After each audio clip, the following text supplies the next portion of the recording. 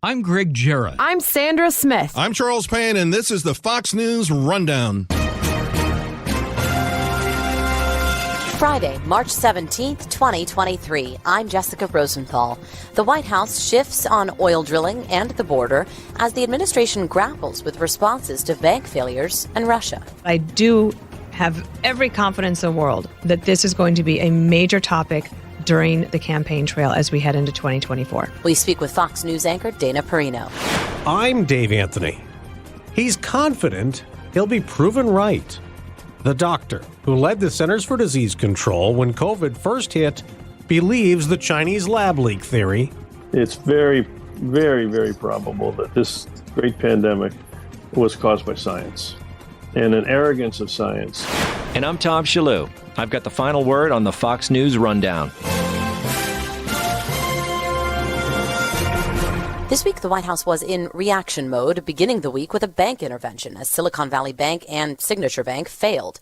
The Federal Deposit Insurance Corporation and the Fed stepped in. The president promised depositors would be made whole and no tax dollars would be used. If the bank is taken over by FDIC, the people running the bank should not work there anymore. Third, investors in the banks will not be protected.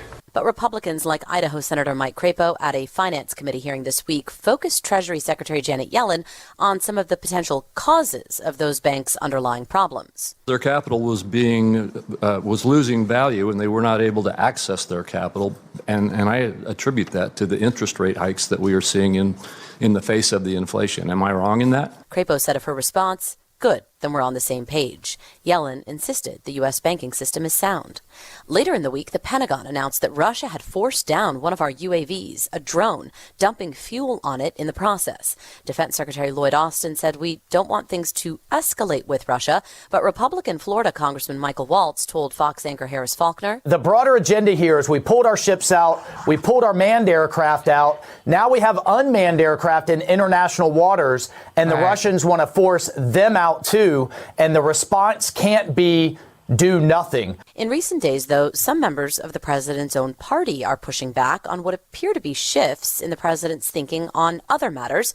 The administration approved the massive Willow project in Alaska, allowing ConocoPhillips to move forward with an oil drilling venture.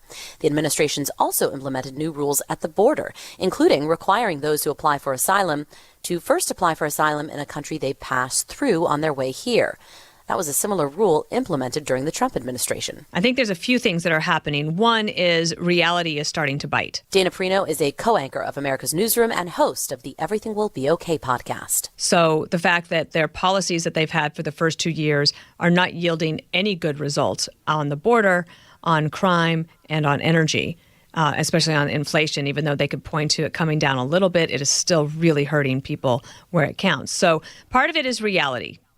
The second thing that happened is that they saw that, in particular on crime, when Lori Lightfoot failed to win re-election in Chicago as the mayor for the first time in 40 years, the first Chicago mayor not to win re-election, and the issue was crime, that was a real wake-up call. And also because you have somebody like Mayor Eric Adams where the two things come together. He's got a crime problem when it comes to progressive prosecution and not having enough police.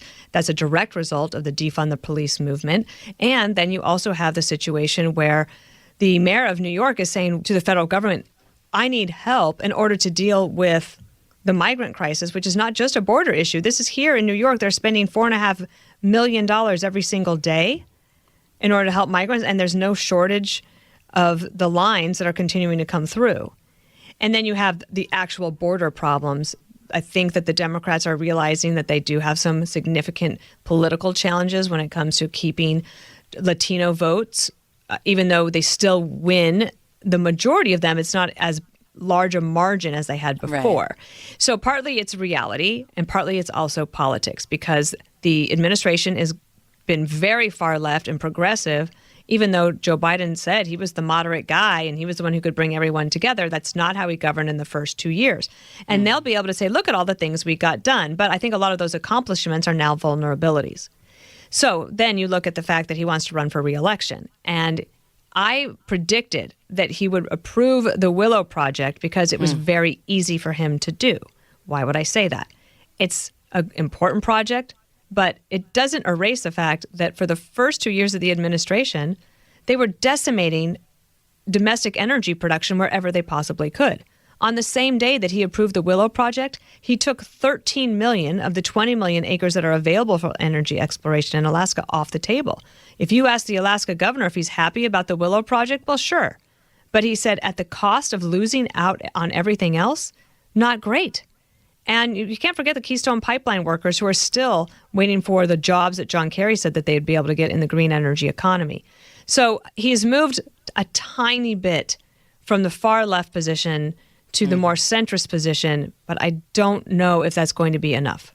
Let's talk about what happened this week. Russian pilots in international space, right, crashed into and took down one of our drones. Secretary Austin was asked if this was an act of war.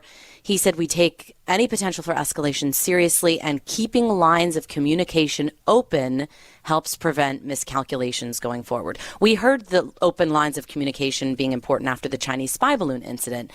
As far as messaging goes, it sounds like an administration trying to sort of downplay these incidents, whether from China, from Russia, and not escalate. But Republicans are demanding a stronger response.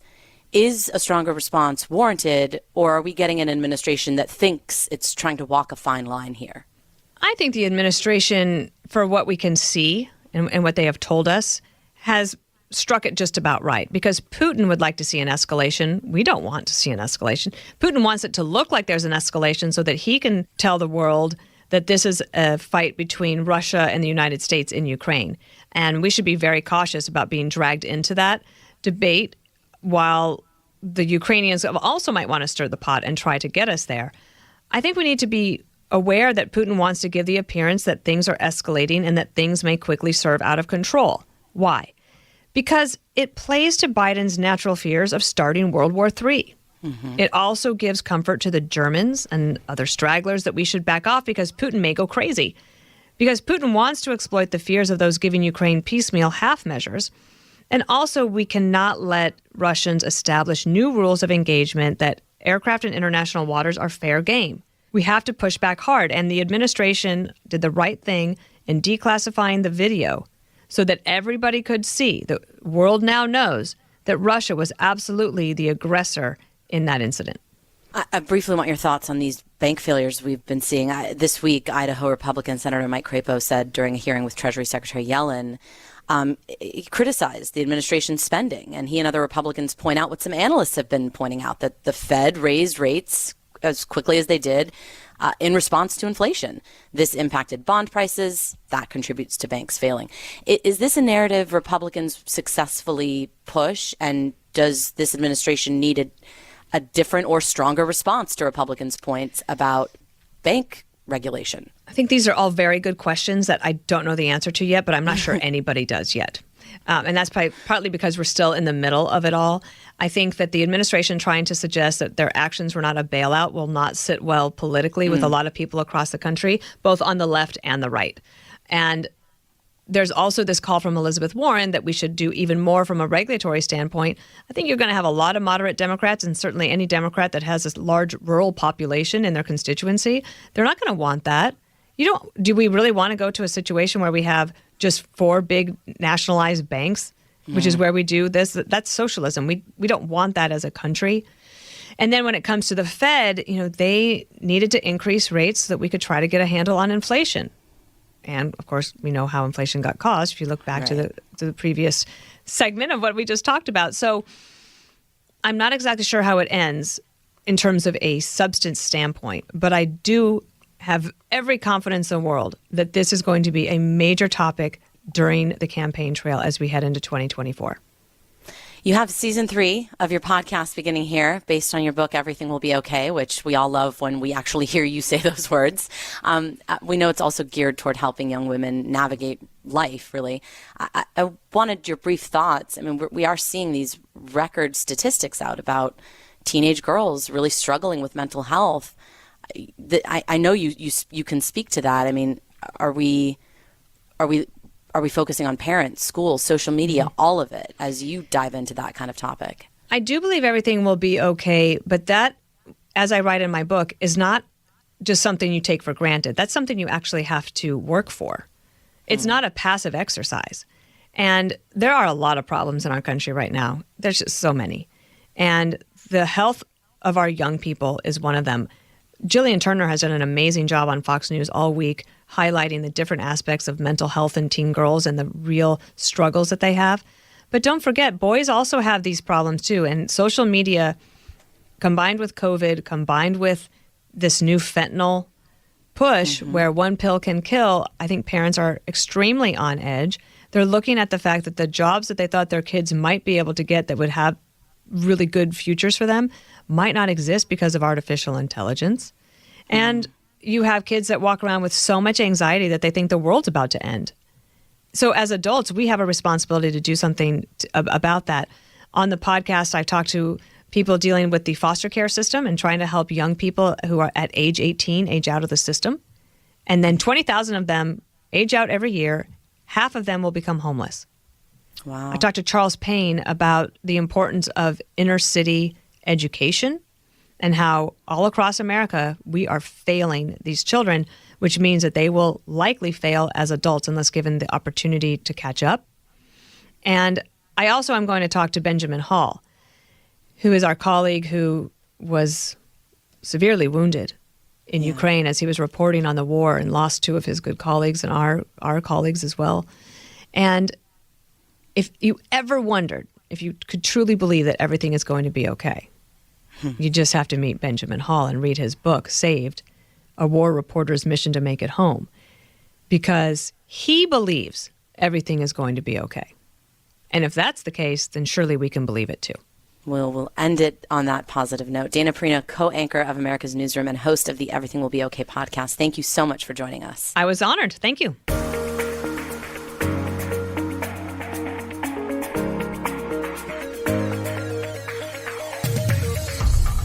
This is Tom Shalhoub with your Fox News commentary. Coming up. Will we ever know definitively where COVID came from? The U.S. is still investigating, and this is rare. Lawmakers from both parties unanimously agreed in the House and Senate to declassify U.S. intelligence on COVID's origins. Republican Senator Josh Hawley tells Fox, listen, the American people, it's past time. Let's show them what the government has. Let everybody see for themselves. Let everybody read it. Last week, the now GOP-led House Committee investigating the pandemic held a hearing on COVID's origins in China. And the former head of the CDC, when the virus first hit us in early 2020, testified. Based on my initial analysis of the data, I came to believe, and I still believe today, that it indicates that COVID-19 more likely was the result of an accidental lab leak than a result of a natural spillover event. Dr. Robert Redfield joins the FBI and Energy Department, assessing a Chinese lab leak theory is likely. Another member of the coronavirus task force the Trump White House set up then was not at the hearing. Dr. Anthony Fauci was discussed, though, as Republicans, including Congressman Jim Jordan, focused on his emails from that time. Dr. Fauci gets an email from Dr. Christian Anderson, which says virus looks engineered, virus not consistent with evolutionary theory. The next day, he gets another email from Dr. Gary. Now, these are doctors he's handed out our tax dollars to over the years. Dr. Gary's email says, I don't know how this happens in nature. It would be easy to do in a lab. That same day, February 1st, 2020. So again, right at the start, that same day, Dr. Fauci organizes a conference call. Him and Dr. Collins get on there with Dr. Gary, Dr. Anderson, all these other virologists. They get on there, and 3 days later, everybody changes their story. But Dr. Fauci told Fox after the hearing, I have always kept a completely open mind that it could be one or the other. But he certainly did lean toward the theory as scientists studied it. The virus naturally skipped from bat to animal to human. It looked much more likely that it was a natural occurrence from an animal reservoir. And Dr. Fauci, as we'll get into later, took issue with an allegation that he left the CDC director out of conversations on discrediting that lab leak theory as disinformation. But Dr. Redfield says it's out of their hands now. I think we're beyond now where science is going to answer the question.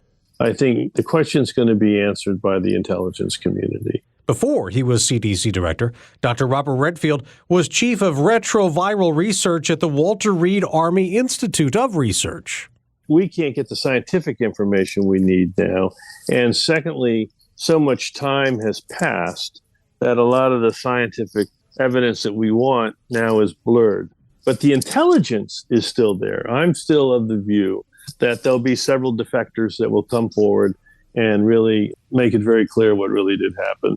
This lab that everyone's focused on in Wuhan, where the outbreak started, it studies coronaviruses, correct? So it would make sense that COVID would be born out of some sort of a leak. Listen, that laboratory studies coronaviruses. That laboratory published in 2014 that it accomplished one of its major goals, which was to teach coronaviruses to infect human tissue, right? And they published that in a scientific journal, and they thanked the NIH for the help of the financial support for doing those studies. And they were able to make the virus now that could not bind to human tissue learn how to bind through what we call the ACE2 receptor. And so they accomplished that basically 6 years before the pandemic.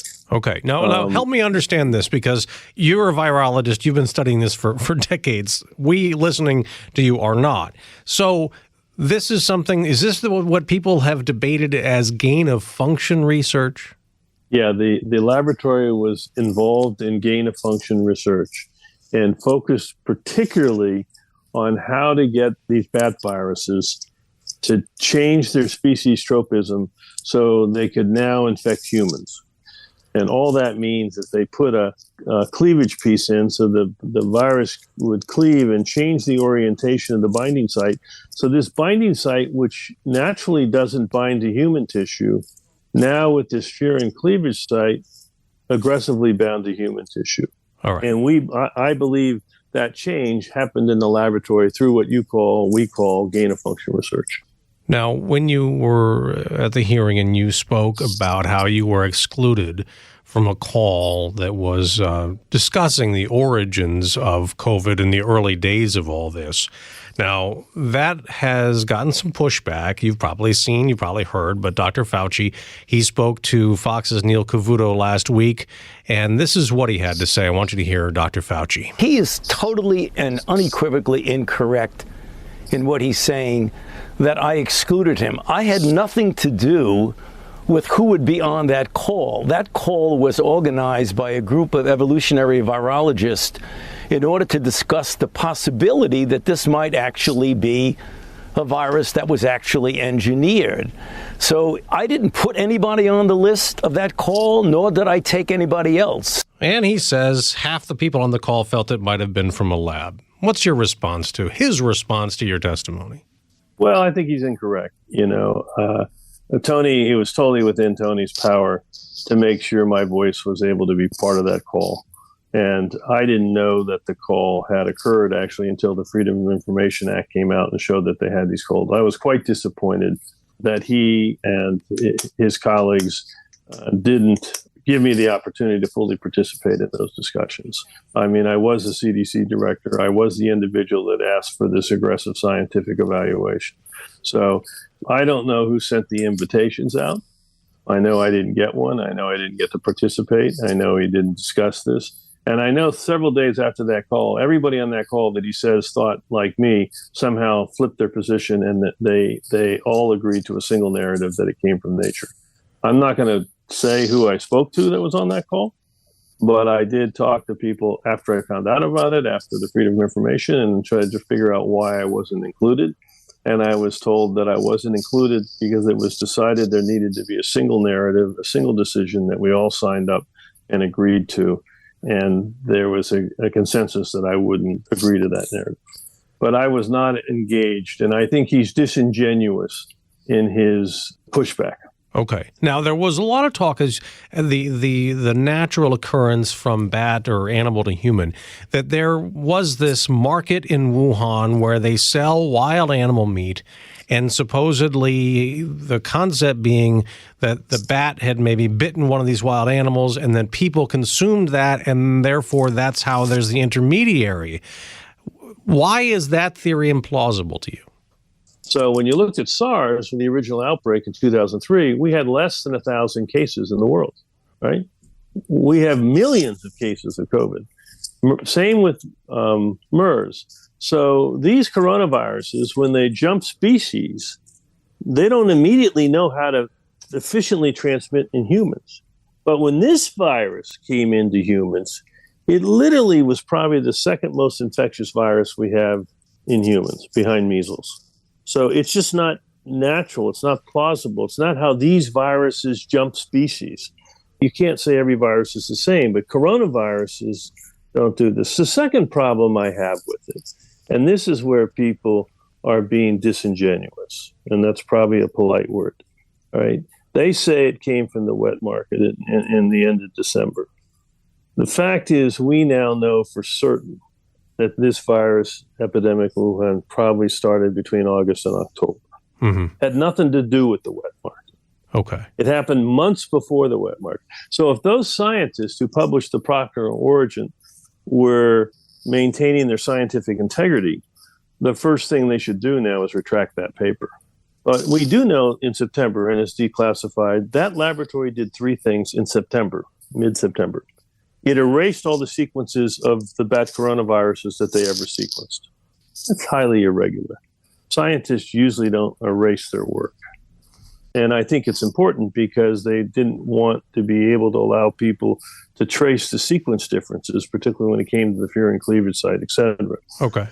The second thing they did is they put that lab in charge. The lab was no longer, was removed. The civilian in charge of the lab was removed, and they put the Chinese military in charge in September.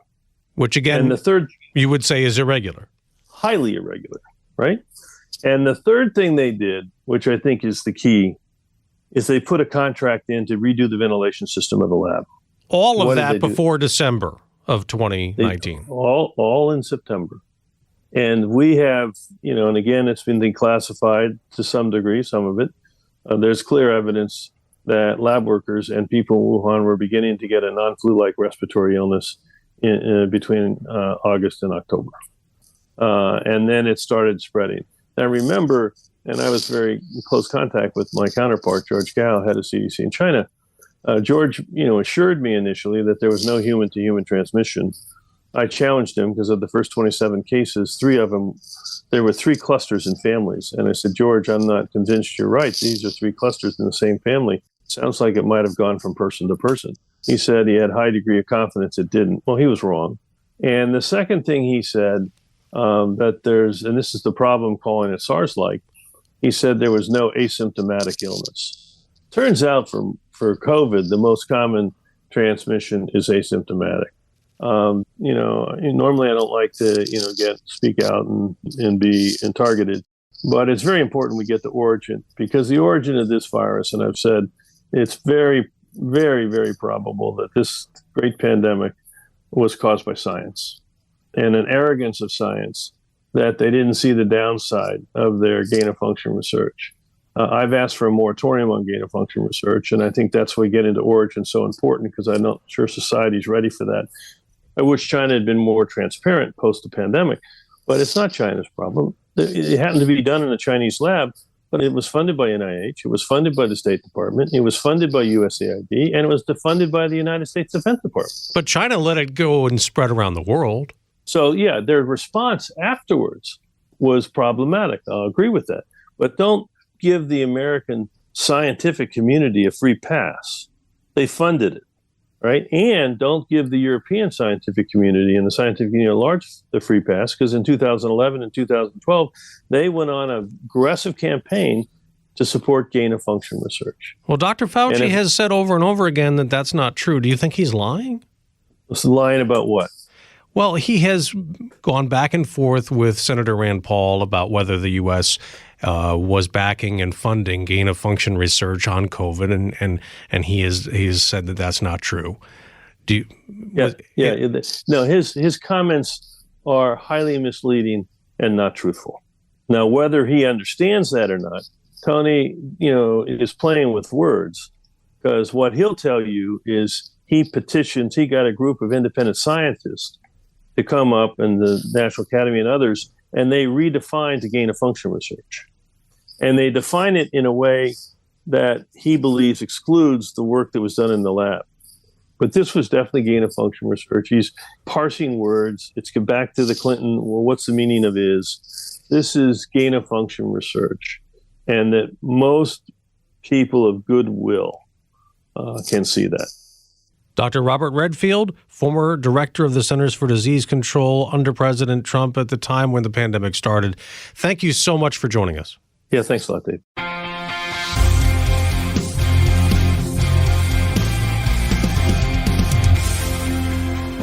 And now, some good news with Tanya J. Powers. This week's good news comes from New Jersey, where a former Rutgers football star has launched a company that pairs bourbon with benefits. Benefits for charity, that is. Eric LeGrand sustained a spinal cord injury during a game in October of 2010, which left him paralyzed from the neck down. He overcame an initially grim prognosis and has been giving back ever since through his Team LeGrand, which was launched in September of 2013 as a fundraising arm for the Christopher and Dana Reeve Foundation. Since then, Team LeGrand has raised well over $2 million for the Reeve Foundation. He created his own clothing brand, launched his own coffee company in 2012, and now Eric has co-founded his own whiskey brand. It's called Eric LeGrand Kentucky Straight Bourbon Whiskey and will benefit the Reeve Foundation as well. In a statement, Eric said his recovery journey is a lot like making a great bourbon, in that both take precision, patience, and trust in the process. Eric's work with the Reeve Foundation's Neuro Recovery Network isn't just as a supporter. He was also a participant, taking part in a rigorous rehabilitation program that included reteaching his body how to walk and improving his quality of life. Thanks to that therapy, he has regained movement in his shoulders and has made improvements to his overall health. You can find out more about Eric, his coffee, whiskey, and podcast at ericlegrand52.com. Tanya J. Powers, Fox News.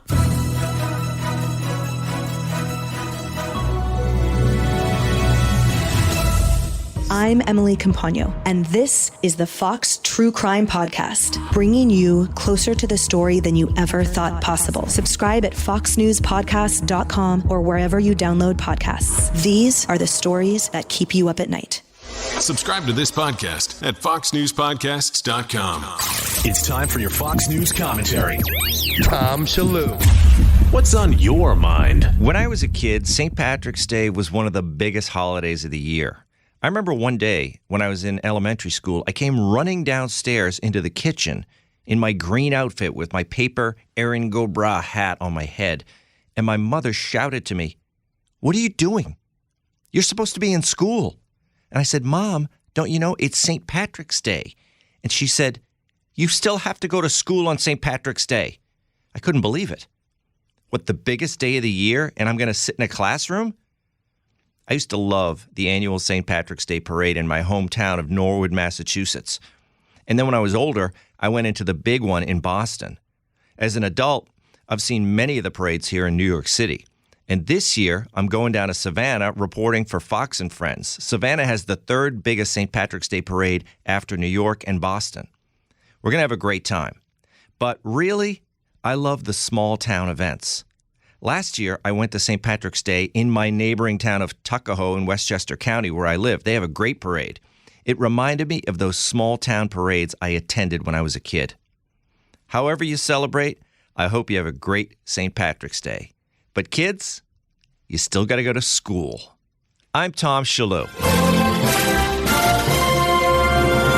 You've been listening to the Fox News Rundown. And now, stay up to date by subscribing to this podcast at foxnewspodcasts.com. Listen ad-free on Fox News Podcasts Plus on Apple Podcasts. And Prime members can listen to the show ad-free on Amazon Music. And for up-to-the-minute news, go to foxnews.com. Hey, it's Will Kane, co-host of Fox and Friends Weekend. Join me as I share my thoughts on a wide range of topics, from sports and pop culture to politics and business. The Will Kane Podcast. Subscribe and listen now at foxnewspodcasts.com or wherever you get your podcasts. Love Fox News? Click the subscribe button to get more of the news and opinion you trust. And click the Fox News Rundown playlist for the latest episodes.